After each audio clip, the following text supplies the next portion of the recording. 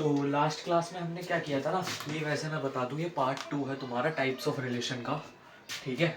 और last class में हमने 3 टाइप करे थे रिलेशन के, तो आज उसके आगे के पार्ट करेंगे। बाकी कितने पार्ट हैं वो हम आज देख लेंगे, कितने टाइप हैं ये सब। तो हमने 3 टाइप करे थे। कौन कौन से टाइप करते हैं? आइडेंटिटी रिलेशन, यूनिवर्सल रिलेशन और रिफ्लेक्सिव रिलेशन, ठीक है। और बाकी भी होते हैं, एक होता है तुम्हारा सिमेट्रिक रिलेशन, ट्रांजिटिव रिलेशन और इक्विवेलेंस रिलेशन, और तुम्हारा हो गया इनवर्स रिलेशन, ठीक है। बहुत सारे रिलेशन है, लेकिन जो इम्पोर्टेंट है ना हम वो करेंगे। ऐसा नहीं हजार चीज़ें, हजार बहुत सारी चीज़ें हैं, लेकिन जो आनी है वही चीज़ करेंगे ना। जो आनी ही नहीं है उनको क्यों करेंगे हम, ठीक है। जो सिलेबस में है उनको करेंगे। तो एक चीज़ और मैंने बोली थी लास्ट क्लास में, एक मैंने होमवर्क दिया था अगर याद हो तो। मैंने एक चीज़ बोली थी कि नंबर ऑफ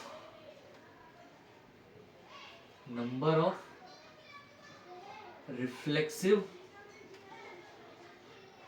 रिलेशन, याद आया? Number of reflexive relations that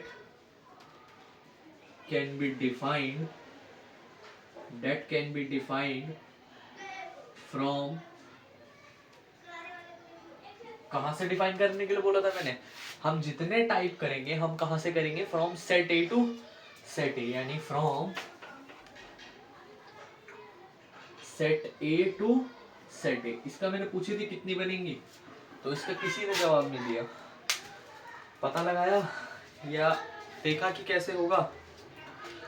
है नहीं करा होगा। तो आगे बढ़ते हैं इसी से, ठीक है ना। यानी number of reflexive relation can be defined from set A to set A. यानी इसको कैसे फाइंड करते हैं? यानी अगर किसी सेट ए में n एलिमेंट्स हो, तो ए से ए में रिलेशन डिफाइन करनी हो तो, और वो रिलेशन रिफ्लेक्सिव हो, तो उसका फॉर्मूला क्या होता है मेरा इन जनरल? यानी सबसे पहले एक एग्जांपल से समझा रहा हूं। यानी अगर मेरे पास एक सेट ए है, उसमें n एलिमेंट्स हो, n एलिमेंट्स का मतलब समझ गए? यानी कितने भी एलिमेंट्स हो, ठीक है, n एलिमेंट्स हो। यानी कि if number of elements in set A is n, ठीक है। और मैंने एक कंडीशन बोली तुम्हें कि एक सेट ए में नंबर ऑफ एलिमेंट्स कितने होंगे मेरे, ठीक। वो अगर n एलिमेंट्स है, तो अगर मेरे को रिफ्लेक्सिव रिलेशन में कितने रिलेशन डिफाइन होंगे, अगर वो मेरे को पता करना है, तो उसका मेरा फॉर्मूला क्या होता है? तो उसका मेरा भाई, हमने देखो आइडेंटिटी में, आइडेंटिटी हो गया, और यूनिवर्सल में हमने देखी थी हमारी एक ही रिलेशन डिफाइन हो सकती है। लेकिन अगर मैं बात करूंगा ना रिफ्लेक्सिव की, ये क्वेश्चन तो बहुत ही ज्यादा इंपॉर्टेंट है तुम्हारे लिए, ठीक है। ये जेई में भी तुम्हारा आ सकता है। तुम्हारा तो बल्कि क्या एग्जाम है, तुम्हारा तो कुछ भी नहीं है उसके मुताबिक।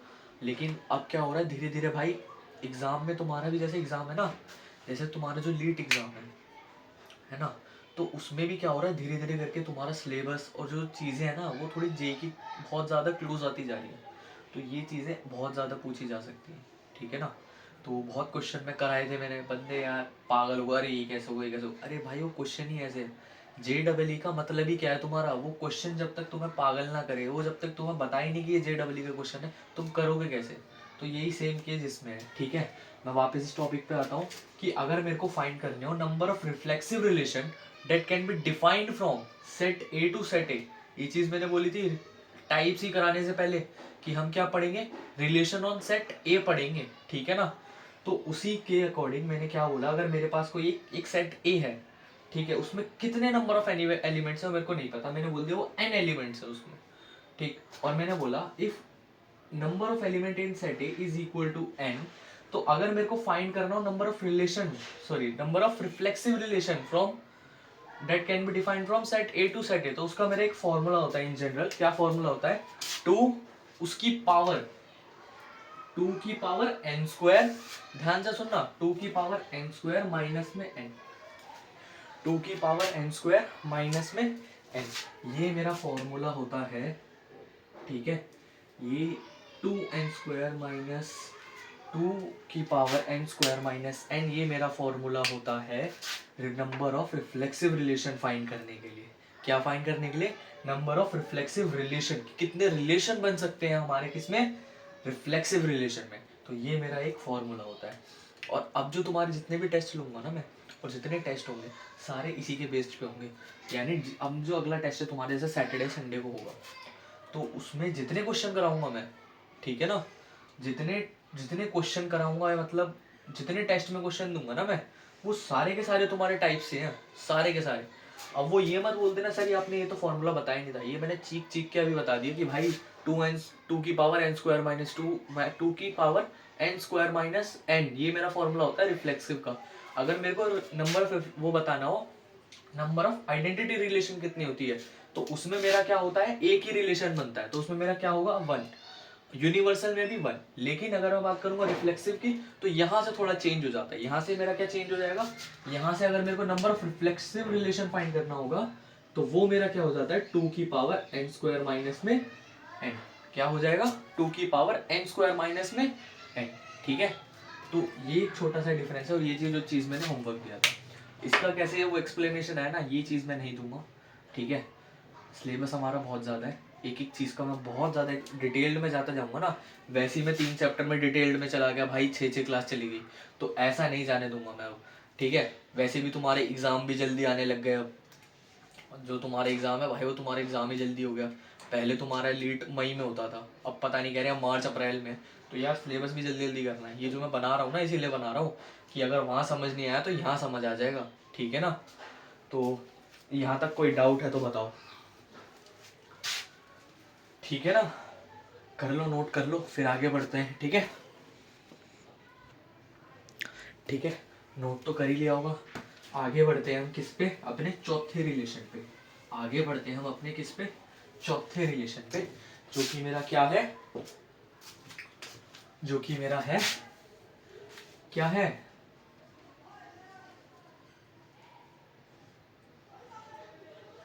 Symmetric relation. सिमेट्रिक रिलेशन, कल तो बहुत मजा आ गया, ठीक है। बहुत सारे बच्चों ने भाई क्वेश्चन किए थे इसके रिलेटेड, और मेरे पास डाउट भी आए कि यार हमने ऐसे ऐसे क्वेश्चन किए कि हमें क्वेश्चन समझ आ गए, वो आ गए। तो अब उसी के आ गया ना, हम अगला टाइप करेंगे क्या, रिफ्लेक्सिव, कौन सी, सिमेट्रिक रिलेशन, ठीक है। यहाँ से थोड़ा ध्यान से सुनना, क्या ये तो तय है कि रिलेशन ए से ए सेट में डिफाइन होंगे।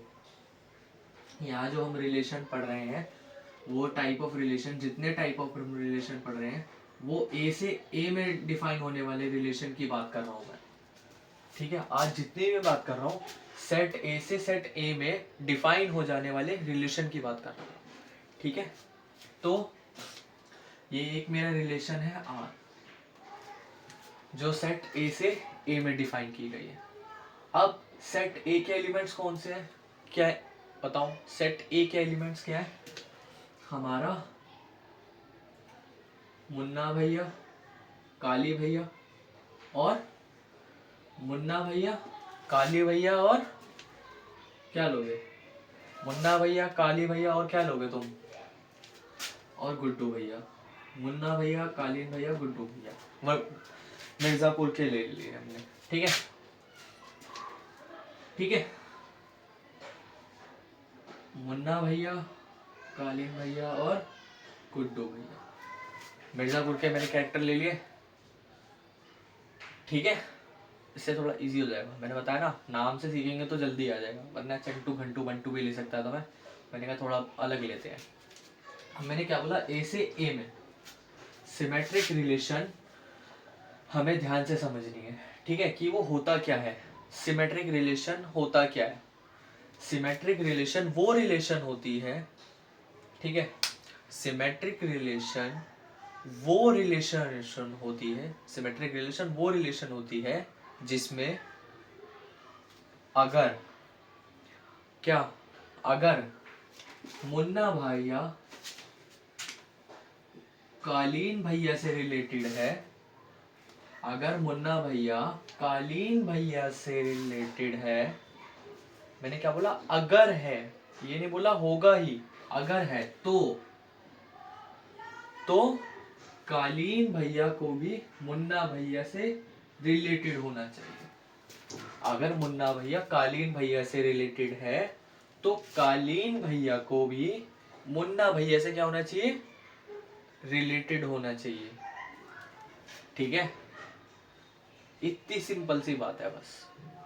ठीक है, अब तुम पूछोगे कि अगर रिलेटेड नहीं है तो, अगर रिलेटेड नहीं है तो जब वो होगा ही नहीं तो टेंशन लेने की बात ही नहीं है। क्यों? बस इतनी सी कंडीशन है कि यहाँ पर लिख भी देता हूं मैं इस बात को, इसको भी समझेंगे हम। ठीक है, कि मुन्ना भैया अगर कालीन भैया से रिलेटेड है तो कालीन भैया को भी मुन्ना भैया से क्या होना पड़ेगा, रिलेटेड होना चाहिए। फिर एग्जाम्पल भी दूंगा मैं। ठीक है, फिर और बढ़िया तरीके से समझ आ जाएगा। ठीक है, सिमेट्रिक रिलेशन को एक ही बार में हम समझ लेंगे। ठीक है ना, क्या है कि a relation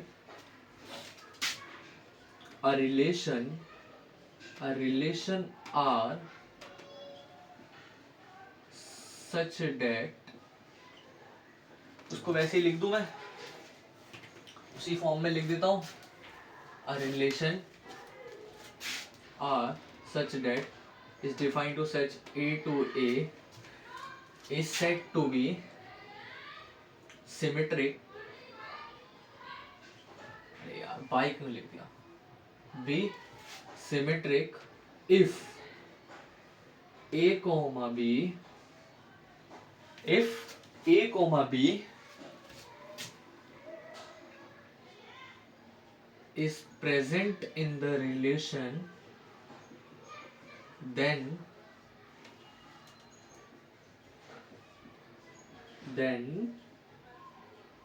B, A must be present in the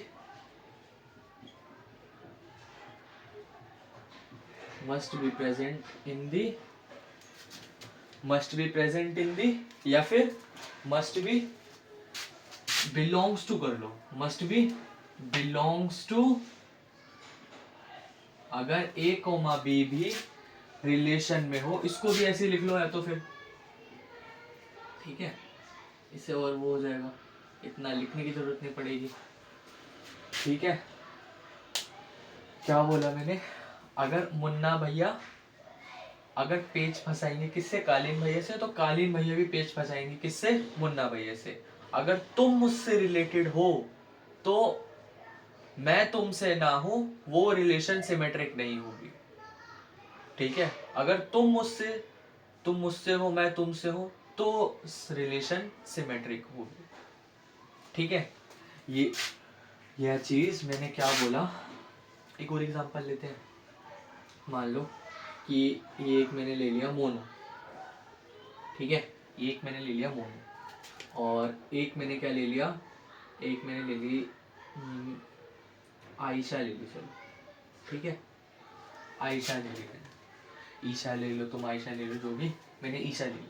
ठीक है, मैंने क्या बोला कि अगर ईशा यहाँ भी लिख देते हैं और मोनू इधर भी लिख देते हैं, मैंने क्या बोला, ऊपर नीचे हो गया क्या, हाँ,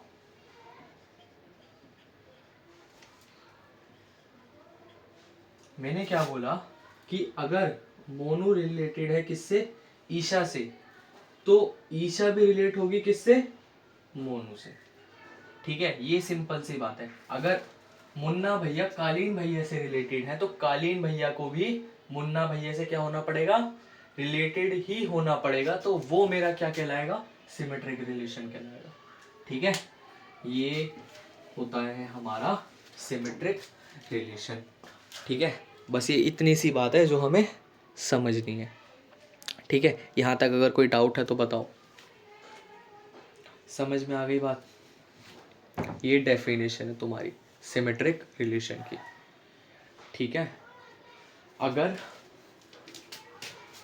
गुड्डू भैया कालीन भैया से रिलेटेड है तो कालीन भैया को भी गुड्डू भैया से भी रिलेटेड होना चाहिए, तब ये तुम्हारी क्या बनेगी, सिमेट्रिक बनेगी। ये रिलेशन मेरी सिमेट्रिक है, क्योंकि इसमें क्या हो रहा है, A, B रिलेशन में है, B, A भी रिलेशन में है। अगर A, B भी रिलेशन में है तो B, A भी रिलेशन में है। ठीक है, समझ में आया? समझ में आ गई होगी बात। अगर नहीं आई तो फिर दोबारा समझा देता हूँ मैं। तो मैं ये बोल रहा हूँ कि देखिए, मैं कुछ और रिलेशन बना देता हूँ, ये तो समझ आ गई। अब कुछ एग्जांपल्स देखते हैं, ठीक है?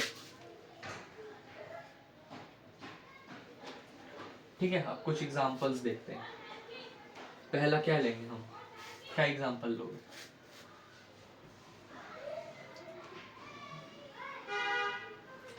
ये मेरा हो गया पहला एग्जांपल। एक सेट है मेरा, ठीक है, ये मेरा पहला एग्जांपल है। एक सेट में कौन है मेरा? बाबूजी और मकबूल, ठीक है? मकबूल, बाबूजी और मकबूल, ये सेट ए से सेट ए में डिफाइन होंगे। बोला था मैंने मिर्जापुर 3 के सारे कैरेक्टर ले लूंगा मैं, ठीक है? बाबूजी और मकबूल मैंने 2 एलिमेंट ले लिए, ठीक है? अब मैंने क्या बोला कि अगर, अब मैंने क्या बोला कि मकबूल इज रिलेटेड विद मकबूल, बस। कि अब बताओ क्या ये रिलेशन सिमेट्रिक रिलेशन है क्या? ये क्वेश्चन है मेरा, क्या ये रिलेशन सिमेट्रिक है क्या? दूसरा, क्या ये रिलेशन सिमेट्रिक है क्या? दूसरा एग्जांपल, ठीक है? ये R1, इसको क्या लो, इसको सेट B ले लो, ये R2 ले लो, ये बाबूजी और मकबूल, बाबूजी और मकबूल। कोई एलिमेंट इसमें रिलेटेड ही नहीं है किसी से भी, वॉइड है रिलेशन, ठीक है? तो क्या ये सिमेट्रिक है क्या?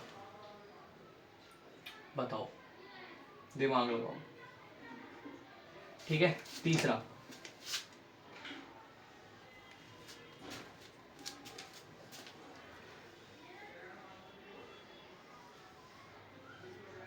रिलेशन R3 सेट C से सेट C में, इसके एलिमेंट्स कौन है?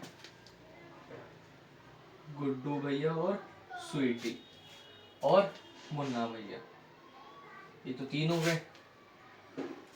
गुड्डू भैया, स्वीटी और मुन्ना भैया, गुड्डू भैया, स्वीटी और मुन्ना भैया, स्वीटी भी आ गई भैया, ठीक है? तो इसमें सीन क्या है कि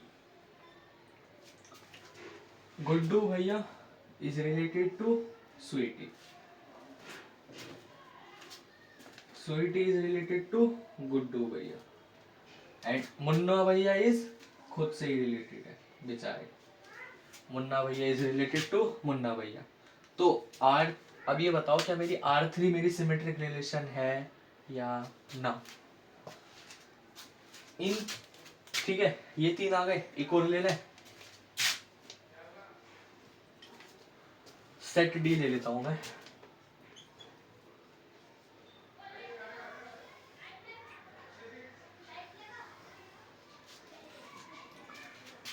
इसको R4 ले लेते हैं। ये है मेरा रिलेशन R4। सेट D में कौन कौन है? अब इसमें सारे हम ले लेते हैं, मकबूल भैया, कालीन भैया और कौन था मिर्जापुर में ABCD वाले भैया, नाम याद नहीं आ रहा यार मेरे को भी उनका। क्या ले लें? मुन्ना भैया, कालीन भैया और बाबूजी लिख देते हैं, चलो, मुन्ना भैया, कालीन भैया और बाबूजी। अब इस रिलेशन में क्या सीन है कि मुन्ना भैया इज रिलेटेड विद मुन्ना भैया, कालीन भैया इज कालीन भैया और बाबूजी इज रिलेटेड टू बाबूजी। तो अब बताओ इन 4 रिलेशन मैंने लिखी है, कौन सी सिमेट्रिक है और कौन सी सिमेट्रिक नहीं है?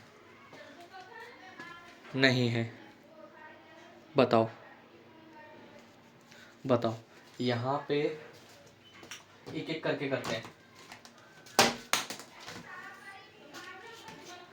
कि ये जो मेरा फर्स्ट वाला है ये मेरा सिमेट्रिक रिलेशन है, ये चीज समझनी होगी तुम्हें, क्योंकि इसमें क्या हो रहा है, is M is related with M, तो रिवर्स में भी m is related with m, तो ये मेरा क्या होगा, एक सिमेट्रिक रिलेशन होगा। ये भी मेरा एक सिमेट्रिक रिलेशन है, ये भी एक इंटरेस्टिंग बात है।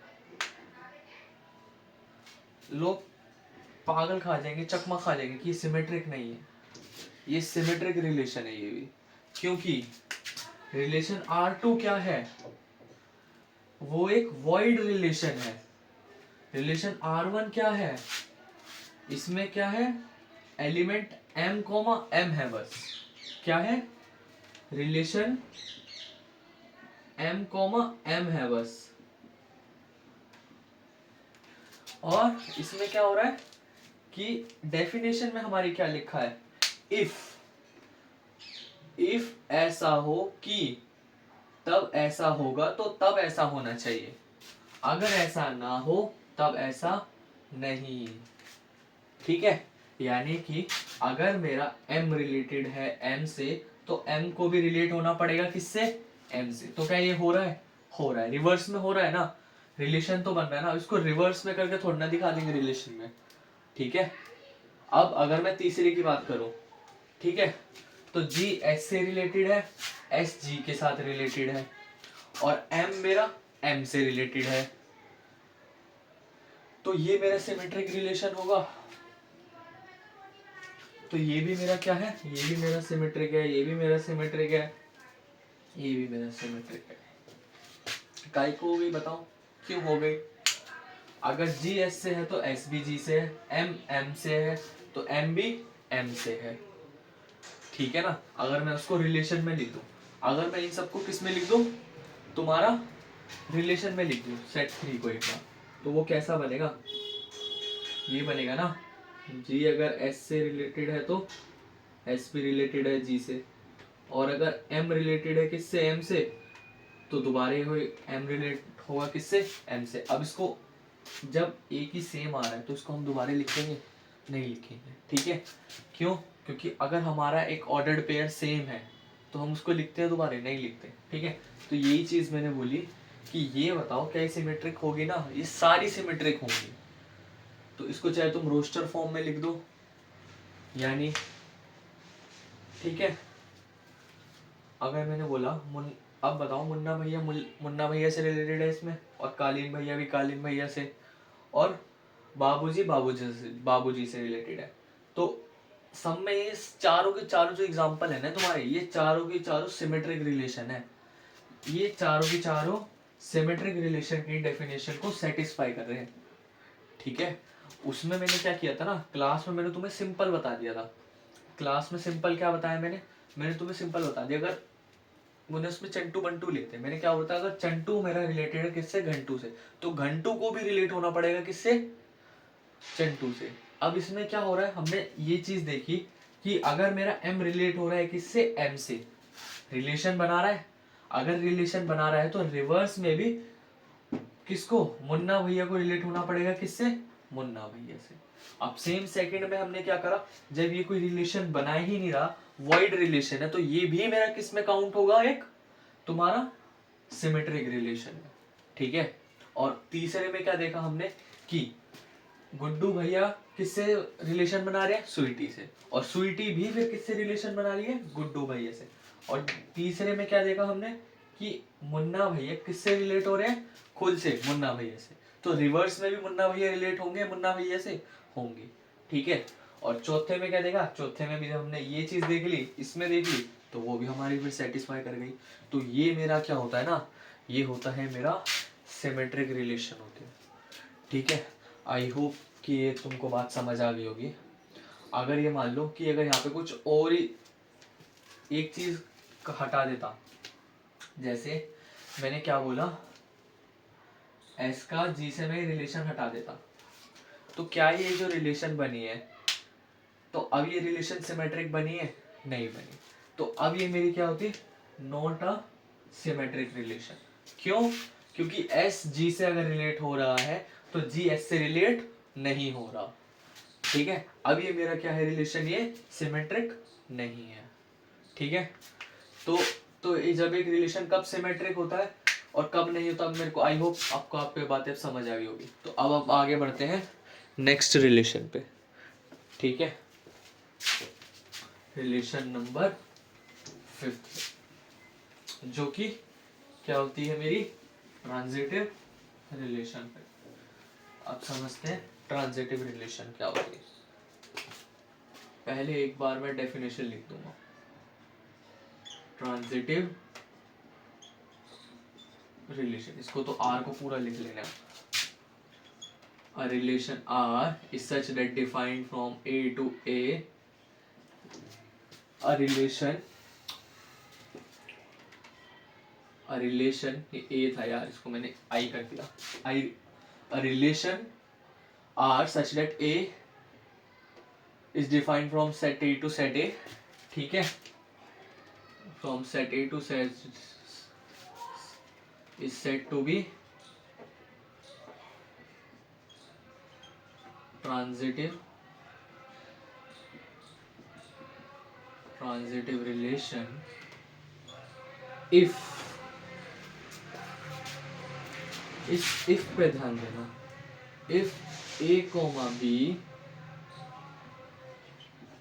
is in the relation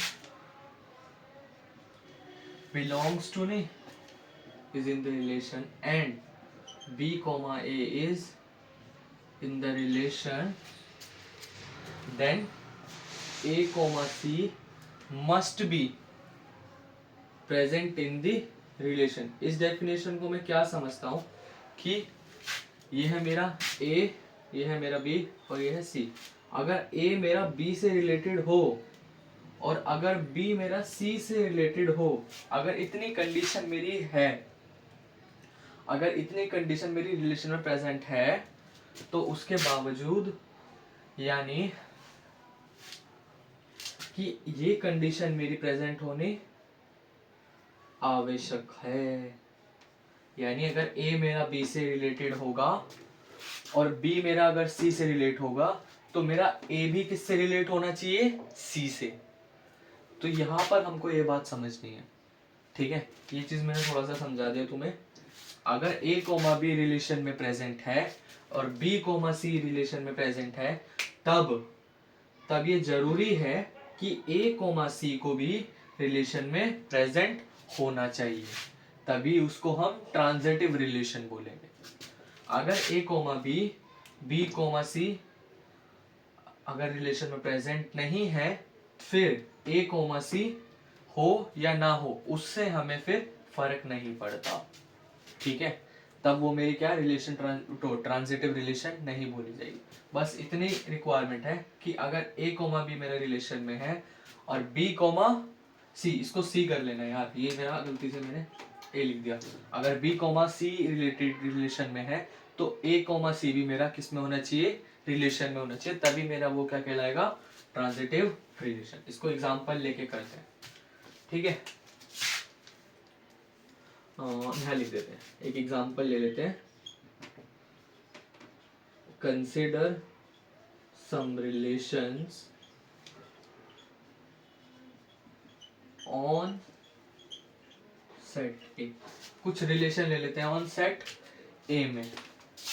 एक सेट ले लिया मैंने 1, 2 और 3। अब मैं कुछ रिलेशन ले लेता हूं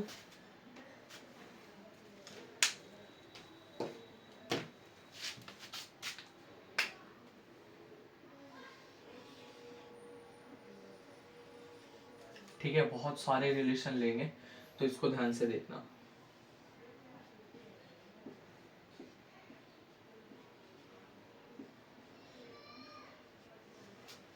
पहला,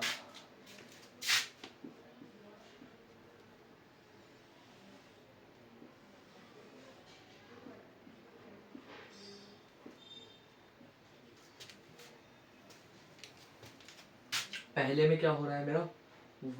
नहीं, इसको है ना डायग्राम के थ्रू नहीं देखते, इसको हम विजुअल रिप्रेजेंटेशन के थ्रू नहीं देख के हम क्या करते हैं, हम इसको किस फॉर्म में देखते हैं? रिलेशन की ही फॉर्म में देख के करते हैं, ठीक है। हर वक्त तुम्हें ये नहीं गिवन होगा, ठीक है। पहली बात तो कुछ भी गिवन नहीं होगा, तो ये तो तुम्हें मैंने रिप्रेजेंटेशन की फॉर्म में बता दिया। लेकिन अब हम क्या करते हैं ना इसको, किस फॉर्म में लेते हैं, हम इसको रिलेशन की फॉर्म में लेते हैं। तो पहला रिलेशन मैंने क्या ले लिया, R1, जो कि तुम्हें क्या गिवन है, ठीक है, वो देखो जरा, जो कि तुम्हारे पहले रिलेशन तुम्हें क्या गिवन है कि 1,1, अगला 1,1,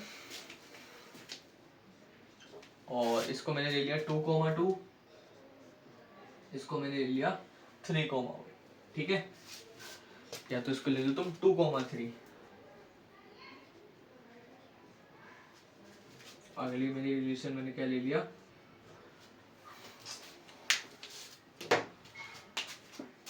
2,3, अगला मैंने ले लिया 3,1, अगला मैंने ले लिया 2,1, और अगला मैंने R3 में क्या ले लिया, मैंने R3 में मैंने क्या ले लिया 2,3, ठीक है, 2,3, 3,1, और मैंने एक ले लिया है तुम्हारा सेम एज इट इज, थोड़ा सा डिफरेंस, ठीक है, और R4 में मैंने क्या ले लिया, एक 4-5 रिलेशन ले लेते हैं, मैंने ले लिया नल रिलेशन। क्या ले लिया मैंने, नल रिलेशन। इसमें हम ले लेते हैं 1,2, इसमें हमने एक रिलेशन ले लिया 1,2, 2,2, और अब बताओ कौन से रिलेशन मेरी ट्रांजिटिव है और कौन सी रिलेशन मेरी ट्रांजिटिव नहीं, बताओ। एक और रिलेशन लिख दे क्या, R7,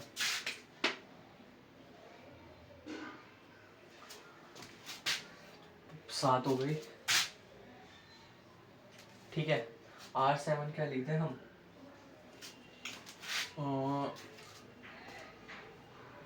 1,2 और 2,3, ये 7 की 7 रिलेशन है। बताओ कौन सी रिलेशन ट्रांजिटिव है और कौन सी ट्रांजिटिव नहीं है। पहली रिलेशन क्या है, ट्रांजिटिव होने के लिए क्या कंडीशन चाहिए, A, B और B, C अगर है तब A, C प्रेजेंट होना चाहिए। तो यहाँ पर देखते हैं हम पहले रिलेशन में, ये 1,1 है, ये 1,1 है, ये 2,2 है और ये 2,3 है। तो यहाँ पर A, B और B, C वाला जो सीन बन रहा है ये पेयर होना चाहिए, A, B और B, C वाला पेयर बनना चाहिए, तब वो मेरा क्या होगा, ट्रांजिटिव रिलेशन होगा। तो यहाँ पर क्या सीन हो रहा है, वो यहाँ पर हमारे पहले में हो रहा है कि नहीं हो रहा, होगा कि नहीं होगा। इसको मैं क्या ले लेता हूँ, A, B, ये B, A ले लो, सॉरी, और इसको क्या ले लो तुम, A, C। क्या ये है होगा इसमें, बताओ क्या इसमें ऐसा हो सकता है,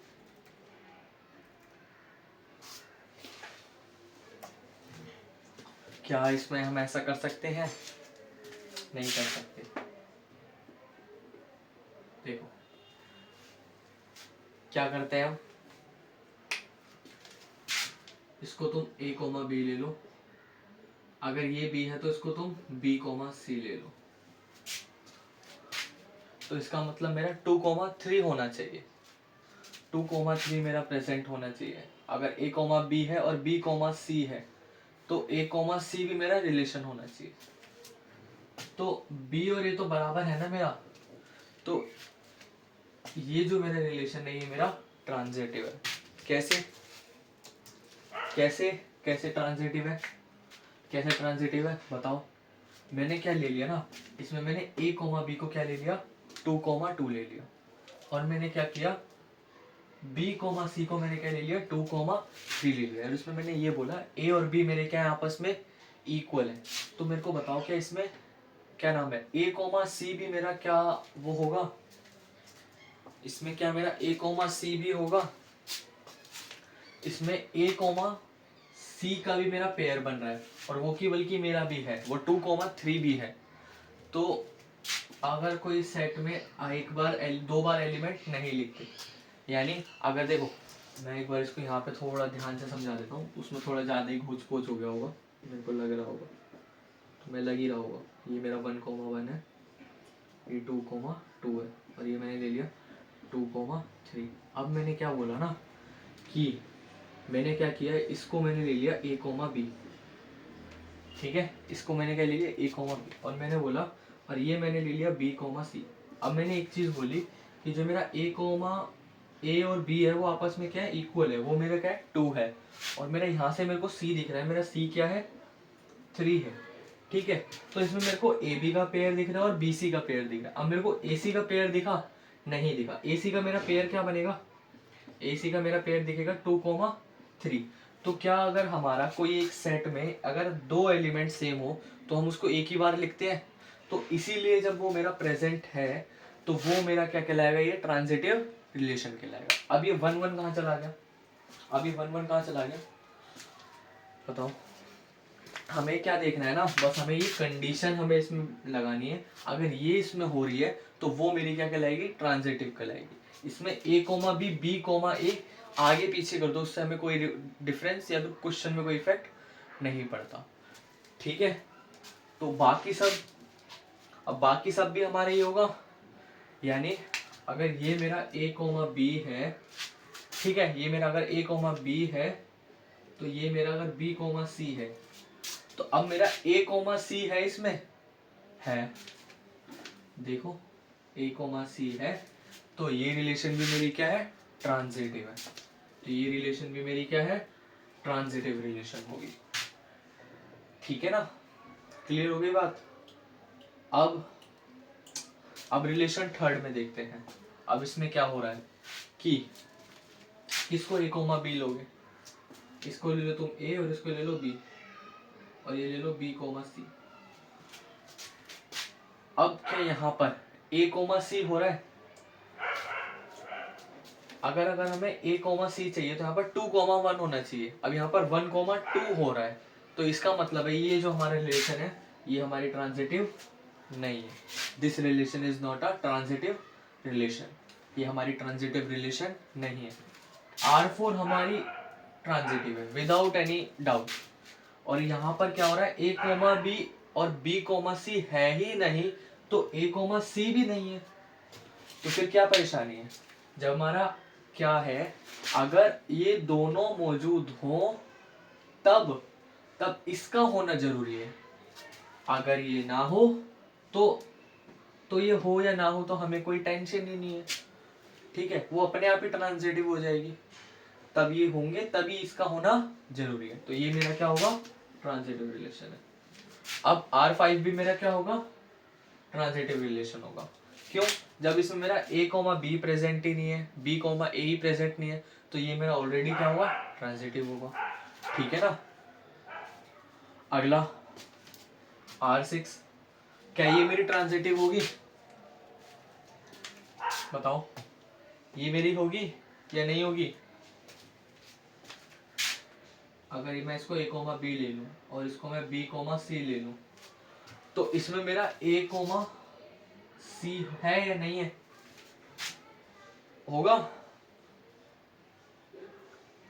तो यार ये कॉल, ठीक है, अगर मेरा a, b मैंने क्या ले लिया, 1,2 ले लिया, ठीक है, यहाँ से मेरे को साफ साफ पता चल रहा है कि मेरा 1 और 2 क्या है, a और b क्या है, और यहाँ से मेरे को पता चल रहा है 2 और मेरा वो क्या है, क्या नाम है, b और c क्या है, तो यहाँ से मेरा a और c निकल जाएगा। अब वही सेम कंडीशन लग जाएगी, कौन सी वाली मेरी, फर्स्ट वाली लग जाएगी या कौन सी वाली लग जाएगी, फर्स्ट वाली लग जाएगी, ठीक है, ये वाली लग जाएगी कि दो एलिमेंट अगर सेम है तो हम एक सेट में नहीं लिखते ना, तो ये भी मेरा क्या होगा, ट्रांजिटिव होगा, ठीक है। ऐसे करके देखना पड़ेगा हमें, एक एक रिलेशन को a, b, c ऐसे बनाओ और उससे पता लगाओ कि ये हमारा है कि नहीं है, ठीक है। अगर तुम्हें समझ नहीं आ रहा ना, इसको बार बार देखो, इसको वीडियो को बार बार पीछे करो, देखते रहो, कि नहीं आ रहा तो फिर मेरे से पूछना, ठीक है। मैं इसमें अगर थोड़ा और होगा तो इससे और बढ़िया मैं तुम्हें समझा दूंगा, ठीक है।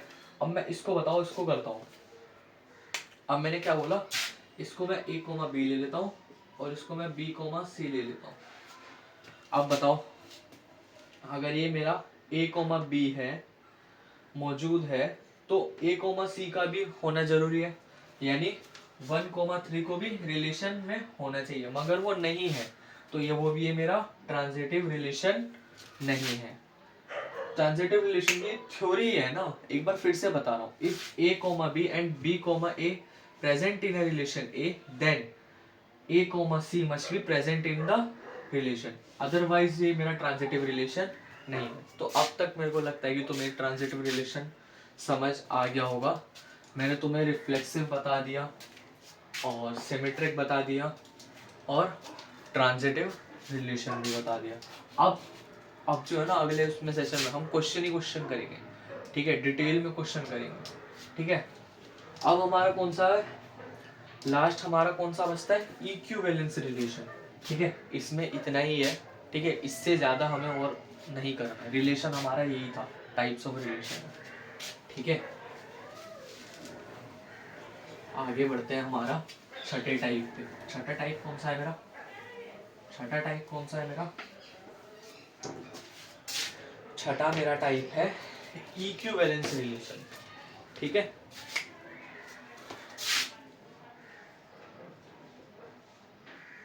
इक्विवेलेंस रिलेशन, इक्विवेलेंस रिलेशन क्या होती है, इक्विवेलेंस रिलेशन वो रिलेशन होती है, यानी इक्विवेलेंस रिलेशन वो रिलेशन होती है यानी जो रिफ्लेक्सिव भी हो, सिमेट्रिक भी हो और ट्रांजिटिव भी हो। सिंपल सी बात है, अ रिलेशन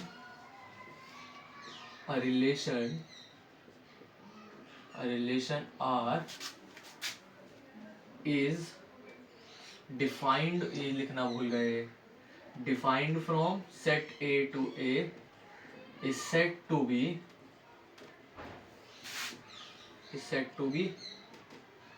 equivalence relation, ठीक है। रिलेशन इफ क्या कंडीशन बोली मैंने, if it is reflexive, symmetric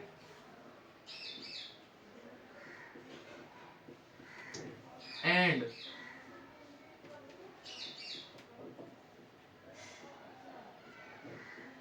transitive, ऐसी रिलेशन जो हमारी रिफ्लेक्सिव भी हो, सिमेट्रिक भी हो और ट्रांजिटिव भी हो, वो मेरी क्या कहलाती है, इक्विवेलेंस रिलेशन कहलाती है। उसको हम क्या बोलते हैं, इक्विवेलेंस रिलेशन, यानी ये तीनों होनी चाहिए, ये तीनों होनी चाहिए, ये तीनों होनी चाहिए, ठीक है।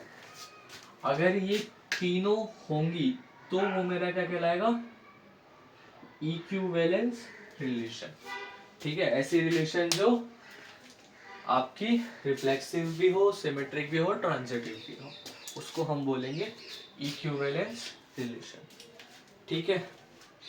ऑब्वियसली बात है, सेट ए से ए का बात क्या है वो समझ गए होगे। रिलेशन किसी भी सेट में क्या होता है, रिलेशन हो तब बोली जाएगी जब वो रिफ्लेक्सिव भी हो, सिमेट्रिक भी हो और ट्रांजिटिव हो। अगला जो हमारा टॉपिक है ना इक्विवेलेंस में, बस इतना ही है तुम्हारा, ठीक है। इक्विवेलेंस रिलेशन में इतना ही है, इसमें समझने वाला कुछ भी नहीं है, ठीक। अब तुम्हें मैंने रिफ्लेक्सिव बता दिया, सिमेट्रिक बता दिया और ट्रांजिटिव बता दिया। अब अगर ये तीनों किसी में प्रेजेंट होंगे तो वो मेरा क्या कहलाएगा, इक्विवेलेंस रिलेशन कहलाएगा, ठीक है। आई होप तुमको यहाँ तक सब समझ आ गया होगा। अगर नहीं आया तो मेरे को फिर भी बता देना, ठीक है। तो आज की क्लास हम यहीं तक खत्म करते हैं और अगले सेशन में हम क्या करेंगे ना, क्वेश्चन ही क्वेश्चन करेंगे, ठीक है। जितना हो पाएगा ना हम क्वेश्चन ही क्वेश्चन करेंगे इन सभी के, ठीक है। तो आज की क्लास बस यहीं तक थी, फिर आज खत्म करते हैं, ठीक है।